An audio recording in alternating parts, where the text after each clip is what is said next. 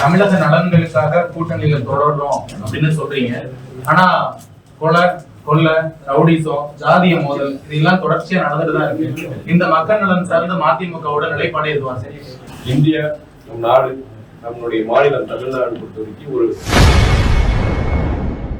தமிழகத்தில் கொள்ளை தொடர்ந்து நடப்பது குறித்து செய்தியாளர் எழுப்பிய கேள்விக்கு மதிமுக எம்பி துரை வைகோ பதிலளித்துள்ளார். தமிழ்நாட்டுல தமிழக நலன்களுக்காக கூட்டணியில தொடரணும் அப்படின்னு சொல்றீங்க. ஆனா கொலை, ரவுடிசம், ஜாதிய மோதல் இதெல்லாம் தொடர்ச்சியா நடந்துட்டுதான் இருக்கு. இந்த மக்கள் நலன் சார்ந்த மதிமுகவோட நிலைப்பாடு எதுவா? சரி, அது நீங்க கேட்ட கேள்விக்கு பலமுறை இதே மாதிரி கேள்வி பலமுறை சொல்லி பதில் சொல்லியிருக்காங்க. இந்தியா நம் நாடு, நம்மளுடைய மாநிலம் தமிழ்நாடு பொறுத்தவரைக்கும் ஒரு வளரும் நாடு தான். வேற டெவலப்பிங் எக்கானமி. வளர்ந்த நாடுகள் டெவலப் எக்கானமிஸ்ல பாத்தீங்கன்னா கிரைம் ரேட் எவ்வளவு இருக்கு? கிரைம் ரேட் தான் செய்யுது. நீங்க தமிழ்நாடையும் பிற மாநிலம் கம்பேர் பண்ணுங்க. நான் சொல்லணும்னா நீங்க நேஷனல் கிரைம் ரெக்கார்ட்ஸ் பியூரோ போங்க. அது ஒன்றிய அரசு சார்ந்த ஸ்தாபனம் தான், அது மாநில அரசு கிடையாது. அந்த நேஷனல் கிரைம் ரெக்கார்ட்ஸ் பியூரோ படி தமிழ்நாடோட கிரைம் ரேட் என்ன இருக்கு? பிஜேபி ஆளுகின்ற உத்தரப்பிரதேஷ், ராஜஸ்தான், பிற மாநிலங்கள் எல்லாத்தையும் நீங்க எடுங்க.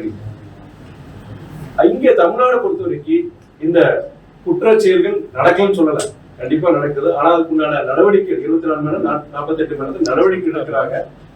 அது மாற்றுக்கிறது கிடையாது. ஆனா பிற மாநிலங்கள் பொறுத்த வரைக்கும் இதே தவறுகள், குறிப்பா பெண்களுக்கு எதிரான குற்றங்கள் பாத்தீங்கன்னா எந்த மாநிலம் அதிகமா இருக்கு? உங்களுக்கே தெரியும், உத்தரப்பிரதேஷ் தான் அதிகமா இருக்கு. யார் அங்க இருக்கிறாங்க? பிஜேபி தான் இருக்கிறாங்க. சோ இங்க பிஜேபி சொல்றதோ, பிஜேபி அந்த கூட்டணியில் இருக்கிற பிற கட்சிகள் அதிமுக சொல்றதோ எதுவும் கிடையாது. கடந்த கால ஆட்சிகளே இதே குற்றங்கள் நடைபெற்றது, நம்ம மறுக்க முடியாது.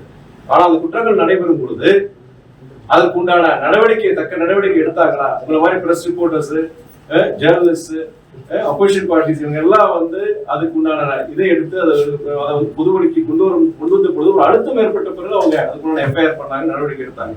இப்போ பொறுத்த வரைக்கும் குற்றங்கள் நடக்க அதுக்குண்டான எதிர் நடவடிக்கை கண்டிப்பா அதை எடுக்கிறாங்கன்னு பாக்குறாங்க. ஆனா கண்டிப்பா பொறுத்த வரைக்கும் சில விஷயங்கள் பொறுத்த வரைக்கும் இன்னைக்கு சமுதாய சீர்கேட்டு நான் சொல்லுவேன். செய்திகளை உள்ளது உள்ளபடி தெரிந்து கொள்ள ரெஃப்ளெக்ட் நியூஸை சப்ஸ்கிரைப் பண்ணுங்க.